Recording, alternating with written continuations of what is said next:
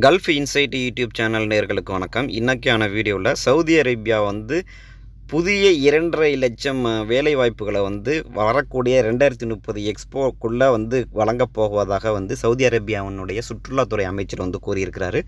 So அது எந்த செக்டரில் இந்த மாதிரியான வேலைகள் அதிகப்படியான வேலைகள் வரப்போகுது அப்படிங்கிறத நம்ம வீடியோக்குள்ளே போய் பார்த்துடலாம். வாங்க வீடியோக்குள்ளே போகலாம். ரியாத் எக்ஸ்போ 2030க்கு 2.5 லட்சம் வேலைகளை சவுதி அரேபியா வழங்க உள்ளது அப்படிங்கிறது ஹெட்டிங்கு. ஸோ இதில் பார்த்திங்கன்னா ரியாத்தில் 2030 உலக கண்காட்சியை நடத்துவதால் சவுதி அரேபியா 2.5 லட்சம் வேலைகளை வழங்கும் என்று அரசாங்க அமைச்சர், அதாவது சுற்றுலாத்துறை அமைச்சர் கூறியிருக்கிறாரு.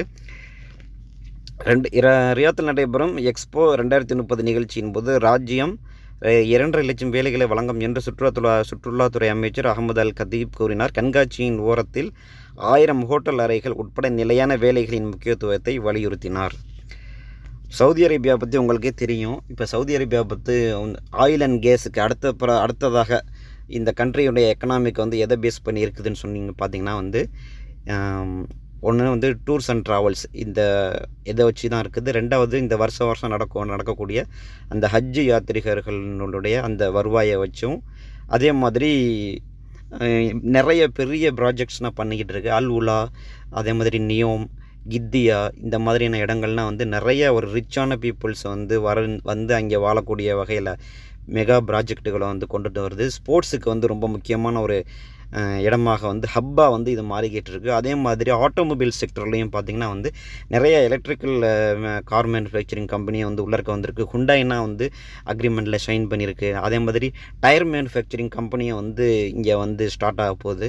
ஸோ இந்த மாதிரியான ஆட்டோமொபைல் செக்டருக்கு ஒரு ஹப்பாகவும், அதே மாதிரி நிறைய ஈவெண்ட்ஸ் பண்ணக்கூடிய, அதாவது ஸ்போர்ட்ஸுக்கு சப்போர்ட் பண்ணக்கூடிய வகையில் அதுக்கு உண்டான ஒரு ஹப்பாகவும், மற்றும் ரியல் எஸ்டேட்லேயும் மிகப்பெரிய அளவில் ஒரு ஜைஜாண்டிக்காக நடந்துக்கிட்டு இருக்குது. இந்த சவுதி அரேபியானுடைய வரக்கூடிய நாட்கள் நடந்துக்கிட்டு இருக்கும். ஸோ இந்த கட்டத்தில் பார்த்திங்கன்னா திடீர்னு சவுதி அரேபியாவுக்கு ஒரு அதிர்ஷ்டம் கிடைச்ச மாதிரி எக்ஸ்போ 2030 சவுதி அரேபியா நடத்திக்கலாம் அப்படிங்கிறதுக்கு உண்டான அங்கீகாரத்தை கடந்த வாக்கெடுப்பில் பாரிஸில் அறிவித்தாங்க.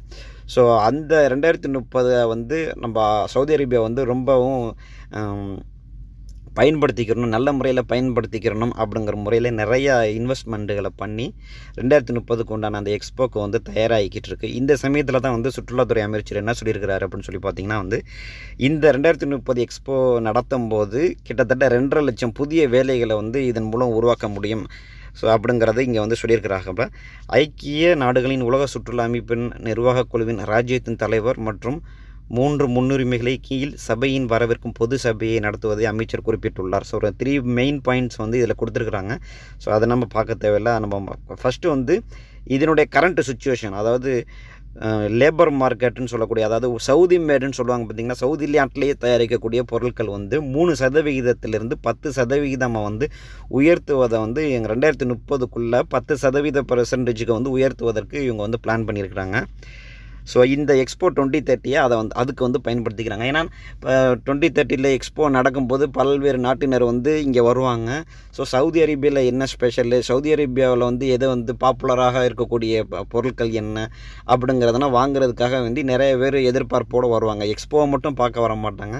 ஸோ அந்த சமயத்தில் பல்வேறு நாட்டினருடைய அந்த ஆர்வத்தை அவங்க பயன்படுத்திக்கிற வகையில் அவங்கள் சொந்த நாட்டிலே தயாரிக்கக்கூடிய சில பொருட்கள் நீங்களே நிறையா பார்த்துருக்கலாம். பால் மற்றும் இது போன்ற ஸ்நாக்ஸு, இதில் என்ன பார்த்திங்கன்னா சவுதி மேடுன்னு சொல்லி போட்டிருக்கோம். ஒரு சில பிளாஸ்டிக்கு வீட்டு உபயோக பொருட்கள்லாம் பார்த்திங்கன்னா சவுதி மேடுன்னு போட்டிருக்கோம். அந்த மாதிரி உள்நாட்டு உற்பத்தியை 3%லேருந்து 10%க்கு உயர்த்துவதற்கு இந்த எக்ஸ்போ 2030 பயன்படுத்தி அதன் மூலம் வெற்றி கிடைவதற்கு இதை முன்னேற்பாடாக வச்சு கொண்டு போயிட்டுருக்காங்க.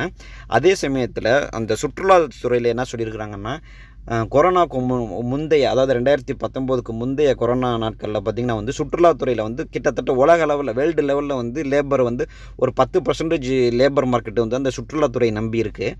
ஸோ அந்த மாதிரி இருந்தப்போ 330 மில்லியனுக்கும் மேலே வேலைகள் அப்போதைக்கு இருந்ததாகவும், ஆனால் அந்த கொரோனா காலகட்டத்தில் பார்த்திங்கன்னா கிட்டத்தட்ட ஒரு 60 மில்லியன் வேலைகள் வந்து இந்த கொரோனா சமயத்தில் வந்து டூர்ஸ் அண்ட் ட்ராவல்ஸ் மூலியமாக வரக்கூடிய அந்த இது இல்லாததுனால, வருவாய்கள் இல்லாதனால 60 மில்லியன் வேலை வாய்ப்புகள் வந்து இழந்ததாகவும், ஆனால் இப்போ உள்ள சுச்சுவேஷனில் நம்ம கொரோனா சுச்சுவேஷனை தாண்டிட்டு மறுபடியும் 2019 நம்ம எப்படி இருந்தோமோ, ஸோ அந்த சுச்சுவேஷனுக்கு நாங்கள் வந்து சவுதி அரேபியா வந்து வந்துருச்சு. ஸோ நாங்கள் இனிமேல் வந்து இதே மாதிரி சுற்றுலாத்துறையிலையும் வந்து அதிகமான வேலைகளை வந்து டிஜிட்டல் மயமாக்கப்பட்டு கொண்டு வருவதற்குண்டான முன்னேற்பாடுகள் வந்து நடந்துக்கிட்டு இருக்கிறதாகவும் வந்து இதில் சொல்லியிருக்கிறாங்க. ஸோ ஏறக்குறைய பார்த்திங்கன்னா இங்கே நடக்கக்கூடிய மெயின் ப்ராஜெக்ட்டு, ரியல் எஸ்டேட்மெண்ட் ப்ராஜெக்ட்டு, அதே மாதிரி ஆட்டோமொபைல் செக்டரில் வரக்கூடிய ஒரு பூம் அப்படின்னு சொல்லிட்டு கூட சொல்லலாம். ஸோ அந்த மாதிரியான விஷயங்கள்லாம் பார்க்கும்போது கிட்டத்தட்ட 2030 வந்து 2.5 லட்சம் வேலைகள் வந்து கணிசமான முறையில் வந்து இங்கே வழங்குவதற்கு ரெடியாக சவுதி அரேபியா இருக்குது அப்படிங்கிறத தெரிஞ்சுக்கோங்க.